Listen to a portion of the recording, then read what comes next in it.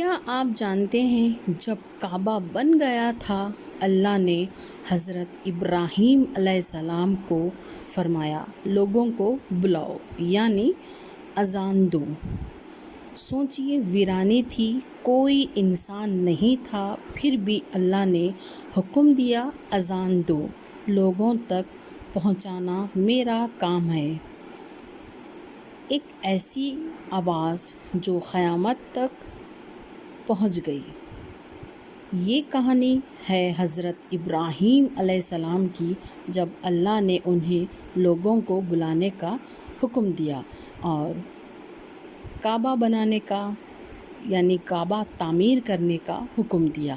جب کعبہ تعمیر ہو چکا تو اذان دینے کا حکم دیا اور لوگوں کو اذان کے ذریعے بلانے کا حکم دیا۔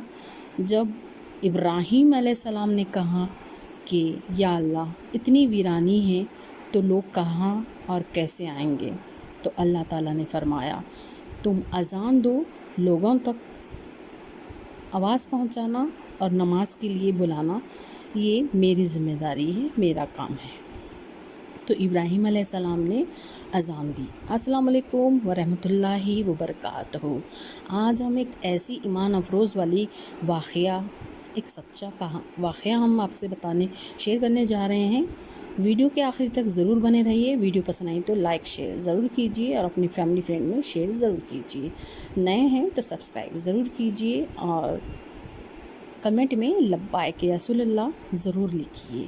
جب حضرت ابراہیم علیہ السلام نے کعبہ کی تعمیر مکمل کر لی تو اللہ تعالیٰ نے انہیں حکم دیا کہ لوگوں کو اذان دے کے بلاؤ۔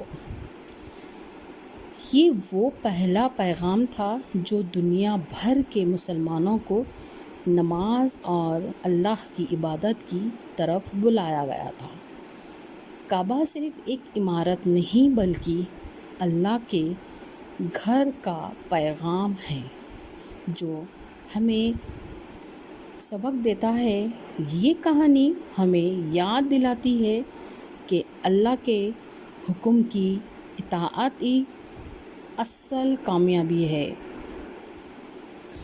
ویڈیو کے آخر تک بنے رہیے اور ہمارے ساتھ جڑے رہیے۔